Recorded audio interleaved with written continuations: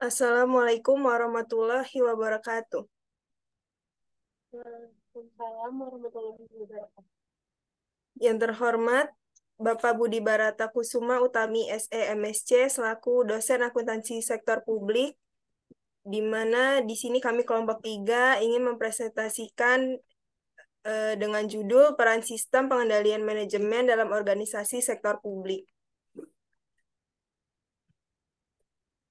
Yang di mana kelompok kami terdiri dari yang pertama Salma Salsabila Ramadanti dengan NIM 21142, yang kedua Matia Oktavia dengan NIM 21144, yang ketiga Desvita Bunga Nabila dengan NIM 21145, dan yang terakhir Dwiana Aprilia Fadianti dengan NIM 22103.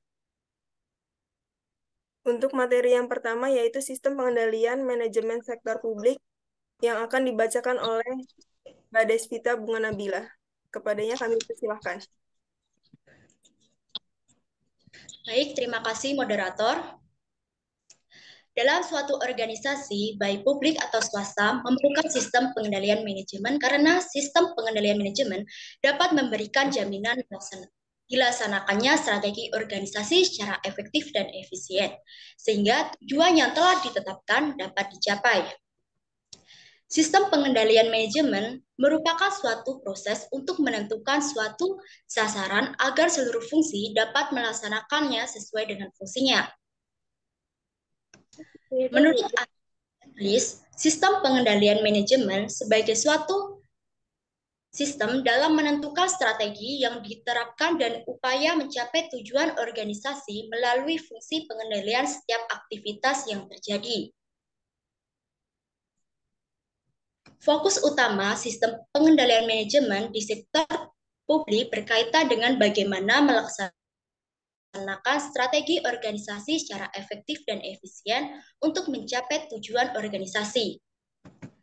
Sistem pengendalian manajemen menjadi fungsi kritis bagi keberlangsungan pelayanan organisasi di sektor publik, karena kegagalan penerapan pengendalian manajemen mengakibatkan kerugian dan kondisi yang tidak kondusif bagi organisasi. Sedangkan proses pengendalian manajemen adalah proses di mana manajer di seluruh tingkatan memastikan bahwa orang-orang yang mereka awasi mengimplementasikan strategi yang dimaksudkan. Slide selanjutnya.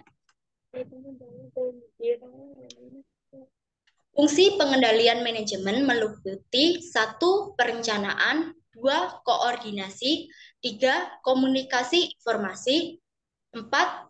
Pengembalian keputusan, 5. Memotivasi orang-orang dalam organisasi, 6. Pengendalian, 7. Penilaian kinerja.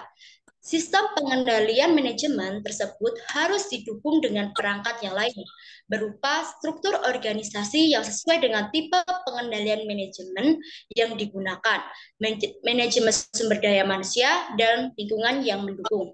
Terima kasih, saya kembalikan kepada moderator.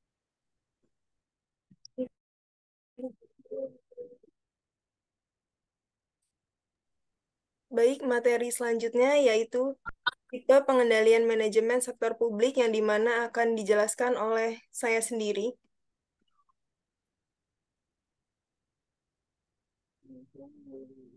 Tipe pengendalian manajemen sektor publik.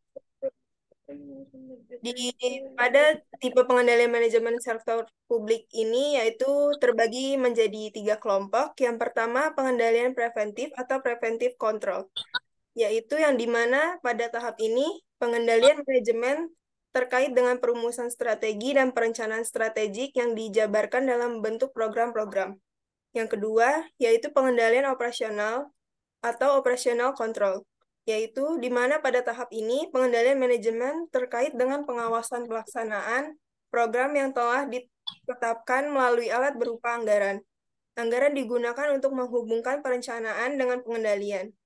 Yang terakhir, yaitu pengendalian kinerja. Pada tahap ini, pengendalian manajemen berupa analisis evaluasi kinerja berdasarkan tolak ukur kinerja yang telah ditetapkan. Materi selanjutnya yaitu struktur pengendalian manajemen sektor publik yang dimana akan dibacakan oleh Mbak Salma Salsabila. Kepadanya kami persilahkan.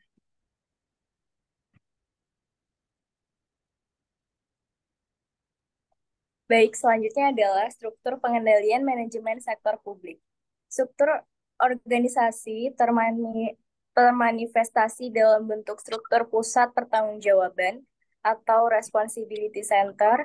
Pusat pertanggungjawaban adalah unit organisasi yang dipimpin oleh manajer yang bertanggung jawab terhadap aktivitas pusat pertanggungjawaban yang dipimpinnya. Suatu organisasi merupakan kumpulan dari berbagai pusat pertanggungjawaban. Tujuan dibuatnya adalah pusat-pusat pertanggungjawaban tersebut, yaitu pertama, sebagai basis perencanaan, pengendalian, dan penilaian kinerja manajer dan unit organisasi yang dipimpinnya. Yang kedua, untuk memudahkan mencapai tujuan organisasi. Yang ketiga, memfasilitasi terbentuknya goal congruence. Yang keempat, mendelegasikan tugas dan wewenang ke unit yang memiliki kompetensi sehingga mengurangi beban tugas manajer pusat. Yang kelima, mendorong kreativitas dan daya inovasi bawahan. Yang keenam, sebagai alat untuk melaksanakan strategi organisasi secara efektif dan efisien. Dan yang ketujuh adalah sebagai alat pengendalian anggaran.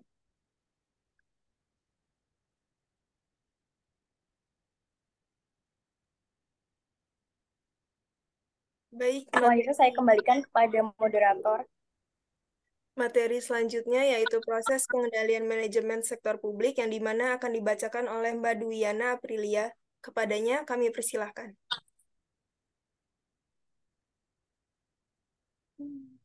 Baik, terima kasih. Proses pengendalian manajemen sektor publik yaitu pengendalian manajemen tidak hanya terbatas pada pengukuran kinerja, tetapi juga berkaitan dalam fungsi pengawasan penetapan standar, pemberlakuan kode etik, termasuk upaya mendorong, memberi kesempatan, dan bertindak memaksa bagi kepentingan terbaik organisasi. Pengendalian manajemen juga lebih bersifat proaktif dibanding reaktif karena dirancang untuk mencegah masalah yang memberikan efek buruk bagi organisasi. Oleh karena itu, pengendalian manajemen harus didukung dengan struktur organisasi yang sesuai, manajemen sumber daya manusia dan lingkungan yang kondusif. Fokus pengendalian manajemen adalah pada unit-unit organisasi sebagai pusat pertanggungjawaban sehingga memerlukan struktur organisasi yang sesuai dengan pengendalian proses sistem pengendalian manajemen di sektor publik. Terdiri dari penetapan tujuan atau objektif setting. Para pegawai perlu memahami tentang apa yang ingin dicapai oleh organisasi dan adanya goals. Congruence berupa keselarasan antara tujuan organisasi dan tujuan personal. Yang kedua, perumusan strategi atau strategi formulation. Strategi memiliki makna bagaimana organisasi menggunakan sumber daya yang dimiliki untuk mencapai tujuan yang telah ditetapkan. Yang ketiga yaitu perencanaan strategik atau strategi planning. Perencanaan strategik adalah proses penentuan program-program aktivitas atau proyek yang akan dilaksanakan oleh organisasi dan penentuan jumlah alokasi sumber daya yang akan dibutuhkan. Yang pertama itu pengangguran operasional atau pelaksanaan anggaran. Ketiga, evaluasi kinerja. Terima kasih. Kembalikan kepada moderator. Sekian presentasi dari kelompok kami. Kurang lebihnya mohon maaf. Wassalamualaikum warahmatullahi wabarakatuh. Waalaikumsalam warahmatullahi wabarakatuh.